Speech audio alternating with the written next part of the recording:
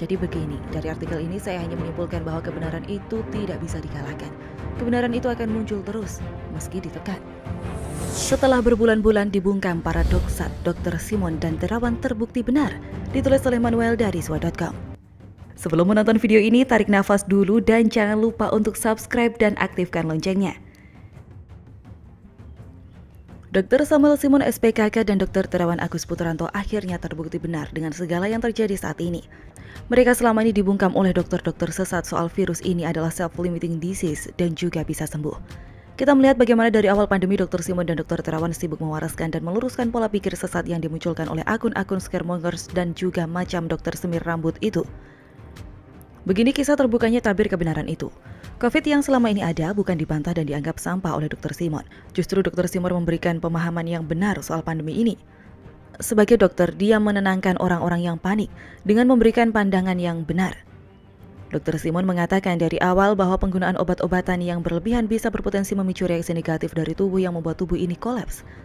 Dr. Simon juga mengatakan dengan jelas bahwa ini bukan wabah virus, melainkan wabah ketakutan dan pandemi PCR.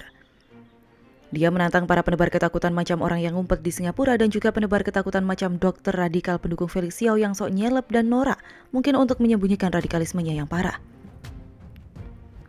Dr. Simon mengatakan bahwa penderita COVID yang diberikan obat-obatan bisa mengakibatkan gangguan irama jantung yang sering mengakibatkan kematian mendadak dan COVID dijadikan kambing hitamnya. Ini adalah sebuah hal yang mengerikan bisa terjadi dalam meningkatkan kematian. Bahkan ada orang yang ngaku-ngaku pintar mengatakan bahwa Dr. Simon ini arogan. Dia meminta Dr. Simon juga untuk menanyakan pendapat dari dokter paru RSUI.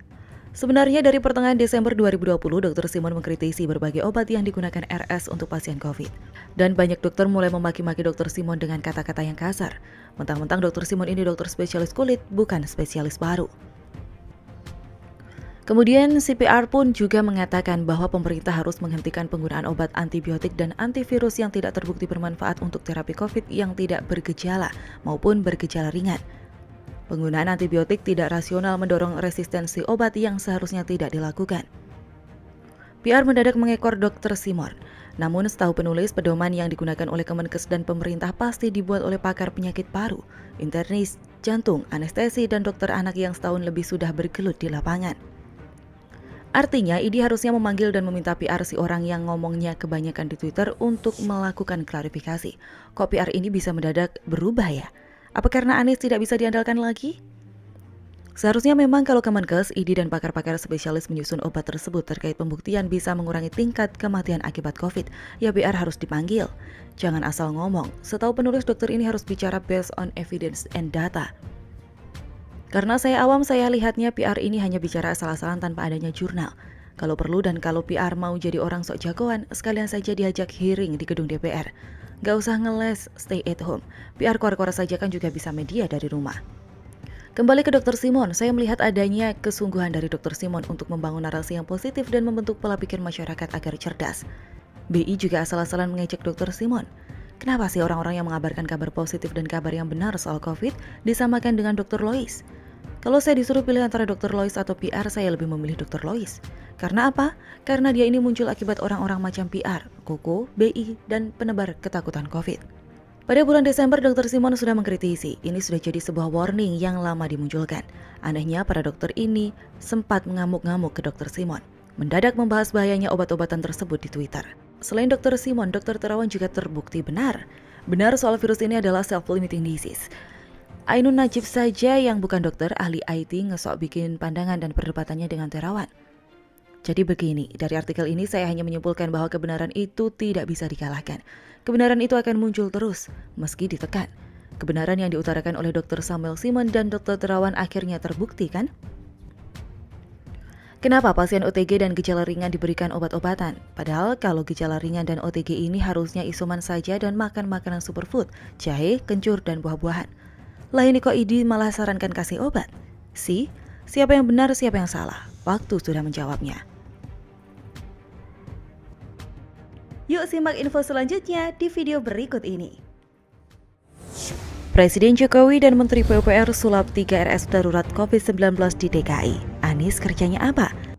Sebelum menonton video ini, tarik nafas dulu dan jangan lupa untuk subscribe dan aktifkan loncengnya.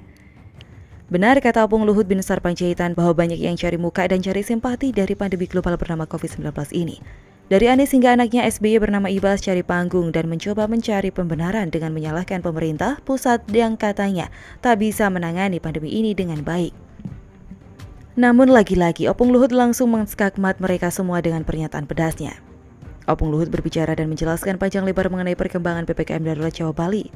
Dia juga menyampaikan mengenai kondisi obat-obatan, oksigen hingga tempat tidur untuk pasien COVID-19. Dia percaya dalam beberapa hari ke depan kasus corona akan membaik. Opung Luhut juga beberapa kali menjelaskan bahwa Presiden Jokowi sudah memberikan arahan jelas terkait penanganan COVID-19. Semua kebijakan diputuskan secara terintegrasi. Namun lagi-lagi dari pandemi ini yang paling membuat perhatian tentunya apa yang dilakukan oleh Anies sang Gubernur DKI ini. Cari untung biar dirasa kerja keras. Anies pura-pura marah mendatangi kantor-kantor di DKI yang buka saat PPKM. Tapi sayangnya, akting marah-marah itu salah alamat dan pernyataan kerasnya kepada HRD berjenis kelamin perempuan alias ibu-ibu itu menurut saya tidak pantas dilontarkan oleh Anies sekelas gubernur dan berpendidikan tinggi itu. Kenapa? Karena ibu itu belum tentu egois. Dia juga seorang karyawan di perusahaan itu dan dia bagaikan buah si malakama di saat pandemi seperti ini, bukan? Sudahlah. Sekarang mari kita lihat hasil kinerja Presiden Jokowi dan Menteri PUPR dalam upaya menyediakan tempat bagi para penderita COVID-19 di DKI yang karena gubernurnya tidak sanggup tegas dan hanya pilih-pilih dalam menumpahkan amarahnya. Maka COVID-19 di DKI tidak dapat dikendalikan oleh Gubernur seiman yang menangnya lewat janji manis plus main ayat dan mayat itu.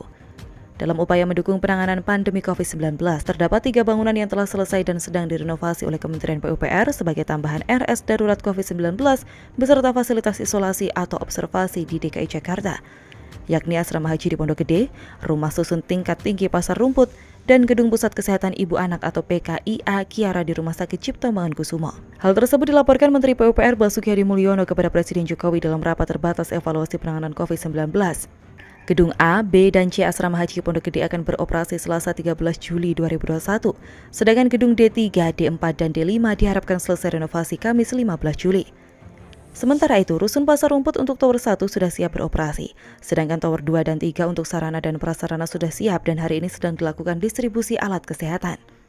Selain itu, gedung PKIA Kiara RSCM akan memanfaatkan bangunan di lantai 4-6 dan 8-10 dengan total 394 tempat tidur dan penyelesaian renovasinya paling lambat selesai pada 3 pekan ke depan. Kehebatan Menteri PUPR ini memang tidak usah diragukan lagi dalam mengemban tugas. Beliau mampu menyulap RSCM menjadi RS penanganan COVID-19. Panglima Pak Jokowi dalam hal pembangunan ini mampu menerjemahkan dan mengemban tugas pembangunan yang diserahkan kepadanya. Tidak seperti Anies yang pandainya merangkai kata-kata manis namun ogah kerja. Presiden Jokowi sendiri menyampaikan apresiasinya kepada seluruh pihak yang telah bekerja keras membantu pemerintah dalam melaksanakan konservasi asrama haji menjadi rumah sakit bagi penanganan pasien COVID-19. Apresiasi tersebut disampaikan Presiden Jokowi dalam pernyataannya saat meninjau rumah sakit asrama haji Pondok Gede, Jakarta Timur pada Jumat 9 Juli lalu. Jadi, ini adalah sedikit dari seluruh bukti komitmen pemerintah untuk menanggulangi penderita COVID-19. Dan ini bentuk kerja keras dalam upaya penanganan. Sehingga siapa yang bilang bahwa pemerintah tidak becus itu harus sadar diri dan tujuannya ngomong seperti itu apa? Harapannya semoga pandemi ini segera musnah sehingga fokus kita bisa kembali pemulihan ekonomi dan orang-orang yang selalu nyinyir kini sadar dan bisa membantu tidak hanya omong doang.